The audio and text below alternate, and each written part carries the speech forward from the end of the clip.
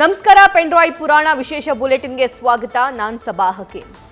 Pen drive ಕೇಸ್ನಲ್ಲಿ ಅತಿ ದೊಡ್ಡ ಆಡಿಯೋ ಸ್ಫೋಟ. ಎಚ್.ಡಿ. ದೇವೇಗೌಡರ ಸಾವು ಬಯಸಿದ ಶಿವರಾಮೇಗೌಡ.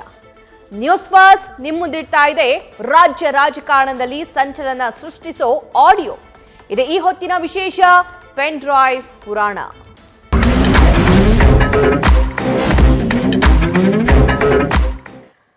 ಅಶ್ಲೀಲ ವಿಡಿಯೋ ವೈರಲ್ ಪ್ರಕರಣಕ್ಕೆ ಟ್ವಿಸ್ಟ್ ಮೇಲೆ ಟ್ವಿಸ್ಟ್ ಸಿಗ್ತಾ ಇದೆ. ಶಿವರಾಮೇಗೌಡ ಮತ್ತು ದೇವರಾಜೇಗೌಡ ಆಡಿಯೋ ಬಿಚ್ಚಿಟ್ಟು ಸತ್ಯ. ದೇವೇಗೌಡರು ಮತ್ತು ಅವರ ಮಕ್ಕಳು ಏನ್ ಕಡಿಮೆ ಅಂತ ತಿಳ್ಕೊಬೇಡ. ಇನ್ನು ದೇವೇಗೌಡ ಆತ್ಮಹತ್ಯೆ ಮಾಡ್ಕೊಂಡಿಲ್ವಲ್ಲ ಅಂತ ಶಿವರಾಮೇಗೌಡ ಮಾತಾಡಿದ್ದಾರೆ. ಮಾಜಿ ಪ್ರಧಾನಿ ದೇವೇಗೌಡರ ಸಾವು ಬಯಸಿದ್ರ ಶಿವರಾಮೇಗೌಡ. ಕುಮಾರಸ್ವಾಮಿ ಹೆಸರು ಹೇಳುವಂತೆಯೂ ಶಿವರಾಮೇಗೌಡ ಒತ್ತಡ ಹೇರ್ತಾರೆ. ದೇವರಾಜೇಗೌಡ ಮೇಲೆ ಒತ್ತಡ ಹೇರಿದ್ರ ಎಲ್ಆರ್ ಶಿವರಾಮೇಗೌಡ ಅನ್ನುವಂತಹ ಪ್ರಶ್ನೆ ಸಹಜವಾಗಿ ಈ ಆಡಿಯೋ ಕೇಳಿಸ್ಕೊಂಡ್ರೆ ಮೂಡುತ್ತೆ. ಕುಮಾರಸ್ವಾಮಿನೇ ಬಿಟ್ಟಿರ್ಬೇಕು ಅಂತ ಹೇಳಿ, ಕುಮಾರಸ್ವಾಮಿಗೆ ಅವ್ರ ಮಗ ಮುಂದಕ್ಕೆ ಬರ್ಬೇಕು ಅಂತ ಆಸೆ ಇದೆ, ಇವ್ ಮುಂದಕ್ಕೆ ಬಂದ್ಬಿಟ್ಟಾನ ಅಂತ ಅದಕ್ಕೋಸ್ಕರ ಮಾಡಿದಾನೆ ಅಂತ ಹೇಳಿ. ದೇವೇಗೌಡ ಮಕ್ಕಳು ಏನ್ ಕಡಿಮೆ ಅಂತ ಇಟ್ಕೊಂಡ, ಇನ್ನೂ ಆತ್ಮಹತ್ಯೆ ಮಾಡ್ಕೊಂಡಿದ್ವಲ್ಲ ದೇವೇಗೌಡ. ಕೇಳೋಣ ಇಲ್ಲಿ ಒಂದ್ ನಿಮಿಷ ಕೇಳಿ. ಇನ್ನೇನೇನು ವಿಡಿಯೋಗಳಿದೆ. ನಾನು ಡಿಕೆ ಮಾತಾಡಿದ್ರೆ ಬೆಳಿಗ್ಗೆ, ನೀವ್ ಏನೇನಿದೆ ನಮಗ್ ಕೊಡಿ, ನೀವೇನ್ ತಲೆನೇ ಕೆಡಿಸ್ಕೋಬೇಡಿ. ಅವ್ರನ್ನ ಬಲಿ ಹಾಕಕ್ಕೆ ಗೌರ್ಮೆಂಟ್ ತೀರ್ಮಾನ ಮಾಡ್ಬಿಟ್ಟಿದೆ. ಅರ್ಥವಾಯ್ತಾ? ಸರಿ ಅಣ್ಣ. ಏನ್ ಈಗ ನೀನೇನ್ ಪೆನ್ ಡ್ರೈವ್ ಅನ್ನು ನಾಕ್ ಮಾಡಿ ಹಾಸ್ಪಿಟಲ್ ಹಂಚಿಲ್ಲ. ಹಂಚಿದ್ರೆ ತಪ್ಪೇನಿದೆ ಹೇಳಿ? ಹೊಡಿದ್ರು ನಾವು ಅಲ್ಲ, ರಾಂಗ್ ರೈಟ್ ಅನ್ನಕ್ಕಿಂತ ನೀವು ಲಾಯರ್ ಅಲ್ವಾ? ಅದೇನಂತ ಏನು ಆಗಲ್ಲ ಅಣ್ಣ. ಇದು ಪನಿಷ್ಮೆಂಟ್, ಕಾನೂನು ಪ್ರಕಾರ ಪನಿಷ್ಮೆಂಟ್ ಅಲ್ಲ ಅಣ್ಣ. ಹೆಣ್ಮಕ್ಳು ಮಾನ ಮರ್ಯಾದೆ ಅಣ್ಣ. ಅವ್ರ ಶೀಲದ ಬಗ್ಗೆ ನಾವ್ ಯೋಚನೆ ಮಾಡ್ಬೇಕಲ್ಲ. ಈಗ ಅದ್ರ ಬಗ್ಗೆ ನೀವ್ ಯಾಕೆ ಯೋಚನೆ ಮಾಡಿದ್ರಿ? ಅಮಿತ್ ಶಾ ಚೆನ್ನಾಗಿ ಹೇಳೋಣಲ್ಲ, ಹೆಣ್ಮಕ್ಳಿಗೆ ಸುರಕ್ಷಿತ ತಾಣವಲ್ಲ ಕರ್ನಾಟಕ. ಕುಮಾರಸ್ವಾಮಿನೇ ಬಿಟ್ಟಿರ್ಬೇಕು ಅಂತ ಹೇಳಿ. ಕುಮಾರಸ್ವಾಮಿಗೆ ಅವ್ರ ಮಗ ಮುಂದಕ್ಕೆ ಬರ್ಬೇಕು ಅಂತ ಆಸೆ ಇದೆ, ಇವ್ ಮುಂದಕ್ಕೆ ಬಂದ್ಬಿಟ್ಟಾನ ಅಂತ ಅದಕ್ಕೋಸ್ಕರ ಮಾಡಿದಾನೆ ಅಂತ ಹೇಳಿ. ದೇವೇಗೌಡ ಮಕ್ಕಳು ಏನ್ ಕಡಿಮೆ ಅಂತ ಇಟ್ಕೊಂಡ, ಇನ್ನೂ ಆತ್ಮಹತ್ಯೆ ಮಾಡ್ಕೊಂಡಿದ್ವಲ್ಲ ದೇವೇಗೌಡ. ಕೇಳೋಣ ಇಲ್ಲಿ ಒಂದ್ ನಿಮಿಷ ಕೇಳಿ. ಇನ್ನೇನೇನು ವಿಡಿಯೋಗಳಿದೆ. ನಾನು ಡಿಕೆ ಮಾತಾಡಿದ್ರೆ ಬೆಳಿಗ್ಗೆ, ನೀವ್ ಏನೇನಿದೆ ನಮಗ್ ಕೊಡಿ, ನೀವೇನ್ ತಲೆನೇ ಕೆಡಿಸ್ಕೋಬೇಡಿ. ಅವ್ರನ್ನ ಬಲಿ ಹಾಕಕ್ಕೆ ಗೌರ್ಮೆಂಟ್ ತೀರ್ಮಾನ ಮಾಡ್ಬಿಟ್ಟಿದೆ. ಅರ್ಥವಾಯ್ತಾ? ಸರಿ ಅಣ್ಣ. ಏನ್ ಈಗ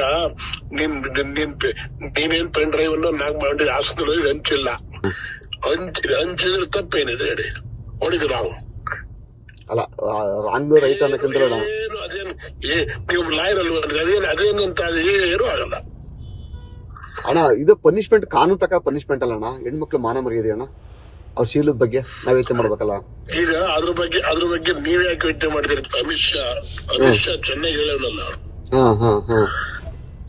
ಹೆಣ್ಮಕ್ಳಿಗೆ ಸುರಕ್ಷಿತ ತಾಣವಲ್ಲ.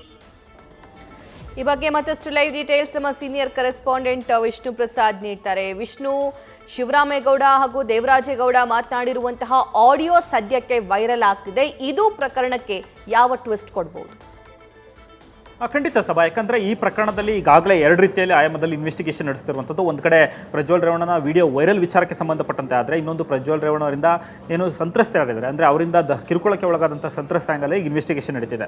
ಈ ಎಲ್ಲ ಬೆಳವಣಿಗೆ ನಡುವೆ ಇಡೀ ಪ್ರಕರಣ ಕಳೆದ 10 ದಿನಗಳಿಂದ ರಾಜಕೀಯ ತಿರುವು ಪಡೆದುಕೊಂಡು ಹೋಗ್ತಿರುವಂಥದ್ದು. ಒಂದು ಕಡೆ 22 ದಿನದಿಂದ ಪ್ರಜ್ವಲ್ ರೇವಣ್ಣ ನಾಪತ್ತೆ ಆದರೆ, ಇದರ ನಡುವೆ ಲಾಸ್ಟ್ 10 ದಿನದಿಂದ ನೋಡ್ತಾ ಹೋದಂಥ ಸಂದರ್ಭದಲ್ಲಿ ಇಡೀ ಪ್ರಕರಣ ಕೇವಲ ಇದು ಒಂದು ಅದರಲ್ಲಿ ಪ್ರಮುಖವಾಗಿ ಸಂತ್ರಸ್ತರಿಗೆ ಕಿರುಕುಳ ಇರ್ಬೋದು, ಪ್ರಜ್ವಲ್ ರೇವಣ್ಣ ಅತ್ಯಾಚಾರ ಮಾಡಿದಂಥ ಆರೋಪ ಇರ್ಬೋದು, ಜೊತೆಗೆ ಈ ವಿಡಿಯೋನ ವೈರಲ್ ಮಾಡಿ ಜನರ ಮಾನ ಹರಾಜು ಮಾಡಿದಂತಹ ವಿಚಾರ ಇರ್ಬೋದು. ಈ ಎಲ್ಲ ಒಂದು ಕಡೆ ಆದರೆ, ಇನ್ನೊಂದು ಕಡೆ ಲಾಸ್ಟ್ 10 ದಿನದಿಂದ ಈ ಒಂದು ಇಡೀ ಪ್ರಕರಣ ಸಂಪೂರ್ಣವಾಗಿ ರಾಜಕೀಯ ತಿರುವು ಪಡ್ಕೊಳ್ತಾ ಹೋಗ್ತಿದೆ. ಅಂದರೆ ಈ ವಿಡಿಯೋವನ್ನು ವೈರಲ್ ಮಾಡಿಸಿದಂತಹ ವಿಚಾರಕ್ಕೆ ನೋಡಿದಂಥ ಸಂದರ್ಭದಲ್ಲಿ ವೈರಲ್ ಮಾಡಿಸಿರೋದ್ರ ಹಿಂದೆ ಯಾರಿದ್ದಾರೆ ಅನ್ನೋ ವಿಚಾರ ಏನಿದೆ, ಇದಕ್ಕೆ ಒಂದು ಕಡೆ ಕಾಂಗ್ರೆಸ್ ವಿರುದ್ಧ ಗಂಭೀರ ಆರೋಪ ಕೇಳಿಬರ್ತಿರುವಂಥದ್ದು.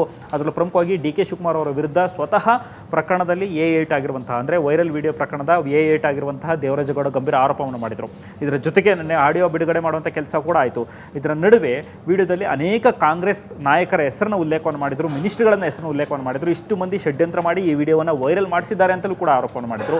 ಇದರ ಜೊತೆಗೆ ಈಗ ಬಿಡುಗಡೆ ಆಗಿರುವಂತಹ ಆಡಿಯೋದಲ್ಲಿ ಈಗ ಬೇರೆ ರೀತಿ ಆಯಾಮ ತಿಳ್ಕೊಳ್ತಿರುವಂಥದ್ದು. ಅಂದರೆ ಈ ವಿಡಿಯೋ ವೈರಲ್ ಹಿಂದೆ ಎಲ್ಲೊಂದು ಕಡೆ ಶಿವರಾಮೇಗೌಡರು ಹೇಳುವಂಥ ಸಂದರ್ಭದಲ್ಲಿ ನಾನು ಈ ಪ್ರಕರಣದಲ್ಲಿ ಕೇವಲ ಗೆಸ್ಟ್ ಅಪಿಯರೆನ್ಸ್ ಏನು ಹೇಳಿದರು ಅದು ಸುಳ್ಳು ಅನ್ನೋಂಥ ರೀತಿಯಲ್ಲಿ ಈ ಒಂದು ಆಡಿಯೋ ಇನ್ನೂ ಸ್ಪಷ್ಟೀಕರಣ ಕೊಡುತ್ತಿರುವಂಥದ್ದು. ಯಾಕಂತಂದರೆ ಅದರಲ್ಲಿ ಕ್ಲಿಯರಾಗಿ ಹೇಳ್ತಾರೆ, ಈ ಪ್ರಕರಣದಲ್ಲಿ ಕುಮಾರಸ್ವಾಮಿ ಅವರ ಹೆಸರನ್ನು ಹೇಳಬೇಕು, ಈ ವಿಡಿಯೋ ವೈರಲ್ ಮಾಡಿದಂಥವರು ಕುಮಾರಸ್ವಾಮಿಯೇ ಅಂತ ಹೇಳಬೇಕು ಅನ್ನೋ ಒಂದು ಪಾಯಿಂಟನ್ನು ಉಲ್ಲೇಖ ಮಾಡುವಂಥದ್ದು. ಜೊತೆಗೆ ಅವರ ಮಗನ ರಾಜಕೀಯ ಭವಿಷ್ಯಕ್ಕೋಸ್ಕರ ಈ ಥರ ಮಾಡಿದ್ದಾರೆ ಅಂತಲೂ ಕೂಡ ನೀನು ಹೇಳು ಅಂತೇಳಿ ದೇವರಾಜೇಗೌಡರಿಗೆ ಒತ್ತಡ ಹಾಕುವಂಥ ಕೆಲಸವನ್ನು ಮಾಡಿದ್ದಾರೆ ಅನ್ನುವಂಥದ್ದು ಮೇಲ್ನೋಟಕ್ಕೆ ಆಡಿಯೋದಲ್ಲಿ ಕಂಡುಬರ್ತಿರುವಂಥದ್ದು. ಆದರೆ ಈ ಆಡಿಯೋ ಇರುವಂಥದ್ದು ಇದರ ಸತ್ಯಾಸತ್ಯತೆಯನ್ನು ಈಗ SIT ಪರಿಶೀಲನೆ ನಡೆಸುವಂತಹ ಕೆಲಸವನ್ನು ಮಾಡಬೇಕು. ಯಾಕಂತಂದರೆ ಇಡೀ ಪ್ರಕರಣದಲ್ಲಿ ಒಂದು ಕಡೆ ಇಲ್ಲಿ ಪ್ರಜ್ವಲ್ ರೇವಣ್ಣನಿಂದ ಅತ್ಯಾಚಾರಕ್ಕೊಳಗಾದಂತಹ ಪ್ರಕರಣ ಮತ್ತು ಅವರ ವಿರುದ್ಧ ದಾಖಲಾಗಿರುವಂಥ 376 ಕೇಸ್ಗಳೇನಿದೆ ಅದರ ಇನ್ವೆಸ್ಟಿಗೇಷನ್ ಎಷ್ಟರ ಮಟ್ಟಿಗೆ ಸೀರಿಯಸ್ ಆಗಿ SIT ಮಾಡುತ್ತೆ, ಅದರ ಜೊತೆಗೆ ಈ ವಿಡಿಯೋ ವೈರಲ್ ಮಾಡಿದಂತಹವರ ವಿರುದ್ಧವೂ ಕೂಡ ಅಷ್ಟೇ ಸೀರಿಯಸ್ ಆದ ಕ್ರಮವನ್ನು ಕೈಗೊಳ್ಳಬೇಕು. ಯಾಕಂತಂದರೆ ಅನೇಕ ಮಂದಿಗೆ ಇದರಿಂದ ಸಂಕಷ್ಟ ಎದುರಾಗಿರುವಂಥದ್ದು. ಹೀಗಾಗಿ ಎರಡು ಪ್ರಕರಣವನ್ನು ಸೀರಿಯಸ್ ಆಗಿ ಇನ್ವೆಸ್ಟಿಗೇಷನ್ ಮಾಡುವಂಥ SIT ಮೊದಲು ಈ ಒಂದು ಪ್ರಕರಣಕ್ಕೆ ಸಂಬಂಧಪಟ್ಟಂತೆ ಶಿವರಾಮೇಗೌಡರಿಗೆ ನೋಟಿಸ್ ಕೊಡುವಂತಹ ಕೆಲಸವನ್ನು ಮಾಡಬೇಕು. ಈ ಆಡಿಯೋ ನಿಮ್ಮದೇನಾ ಅಂತೇಳಿ ಚೆಕ್ ಮಾಡಬೇಕು. ಮತ್ತು ಆಡಿಯೋದಲ್ಲಿರುವಂತಹ ಸ್ಯಾಂಪಲನ್ನು ಪಡೆದುಕೊಂಡು ಶಿವರಾಮೇಗೌಡರ ವಾಯ್ಸ್ ಸ್ಯಾಂಪಲನ್ನು ಪಡೆದು ಮ್ಯಾಚ್ ಮಾಡಿ ಅದು ಅವ್ರದ್ದೇ ಆಗಿದ್ದರೆ ಪ್ರಕರಣದ ಹಿಂದೆ ಯಾರೆಲ್ಲ ಇದ್ದಾರೆ, ಈ ರೀತಿ ಷಡ್ಯಂತ್ರ ಮಾಡಿದ್ದು ಯಾಕೆ, ಇಲ್ಲಿ ಕುಮಾರಸ್ವಾಮಿ ಅವ್ರನ್ನ ಶಿಕ್ಷುವಂತಹ ಪ್ರಯತ್ನ ಮಾಡಿದ್ರಾ ಎನ್ನುವ ಪ್ರಶ್ನೆಗೆ ಉತ್ತರ ಸಿಗುತ್ತೆ. ಇದರ ಜೊತೆಗೆ ಇನ್ನೊಂದು ಈ ಒಂದು ಆಡಿಯೋ ವೈರಲ್ ಆಗಿರೋದ್ರಲ್ಲಿ ಪ್ರಮುಖವಾದಂಥ ಅಂಶ ಏನಂತಂದರೆ ಇಷ್ಟು ಘಟನೆ ನಡೆದಿದೆ, ಇಷ್ಟಾದರೂ ಕೂಡ ಆತ್ಮಹತ್ಯೆ ಮಾಡ್ಕೊಂಡಿಲ್ಲ ದೇವೇಗೌಡ ಅಂತ ಹೇಳುವಂಥ ಪ್ರಶ್ನೆ ಏನಿದೆ ಇದು ನಿಜಕ್ಕೂ ತುಂಬಾ ವಿಷಾದನೀಯ ವಿಚಾರ ಅಂತ ಹೇಳ್ಬೋದು. ಯಾಕಂತಂದರೆ ದೇಶಕ್ಕೆ ಪ್ರಧಾನಿಯಾಗಿದ್ದಂತಹ ವ್ಯಕ್ತಿಯ ಸಾವನ್ನು ಬಯಸುವಂಥದ್ದು ಎಷ್ಟರ ಮಟ್ಟಿಗೆ ರಾಜಕೀಯ, ಅಂದರೆ ಇಷ್ಟು ಮಟ್ಟಿಗೆ ರಾಜಕೀಯ ಮಾಡಬೇಕಾ ಅನ್ನೋ ಒಂದು ಪ್ರಶ್ನೆ ಒಂದು ಕಡೆ ಆಗುವಂಥದ್ದು. ಮತ್ತು ಈ ರೀತಿ ಹೇಳಿಕೆಯನ್ನು ಕೊಡುವಂತಹ ಉದ್ದೇಶ ಏನಿದೆ ಇಂದ್ರದು, ಮತ್ತು ದೇವೇಗೌಡರಿಗೂ ಇವ್ರಿಗೂ ಆಗ್ತಿರುವಂತಹ ರಾಜಕೀಯ ವೈಷಮ್ಯ ಏನು, ಈ ಎಲ್ಲ ವಿಚಾರ ಒಂದು ಕಡೆ ಆಗುತ್ತೆ. ಮತ್ತು ಈ ಯಾವುದೋ ಒಂದು ಪ್ರಕರಣಕ್ಕೆ ಸಂಬಂಧಪಟ್ಟಂತೆ ನೋಡೋದಾದರೆ ಒಬ್ಬ ವ್ಯಕ್ತಿಯ ಸಾವನ್ನು ಬಯಸೋದು ಎಷ್ಟು ಮಟ್ಟಿಗೆ ಸರಿ ಅನ್ನೋದು ಕೂಡ ಒಂದು ಕಡೆ ಆಗುವಂಥದ್ದು. ಇನ್ನು ಈ ಆಡಿಯೋಕ್ಕೆ ಸಂಬಂಧಪಟ್ಟಂತೆ ಅವರು ಅದರಲ್ಲಿ DK ಶಿವಕುಮಾರ್ ಅವರ ಹೆಸರು ಕೂಡ ಉಲ್ಲೇಖವನ್ನು ಮಾಡುವಂತಹ ಕೆಲಸವನ್ನು ಮಾಡ್ತಾರೆ. ನ್ಯೂಸ್ ಫಸ್ಟ್ ನಿರ್ಭೀತಿಯಿಂದ ನಿಮ್ಮ ಪರವಾಗಿ.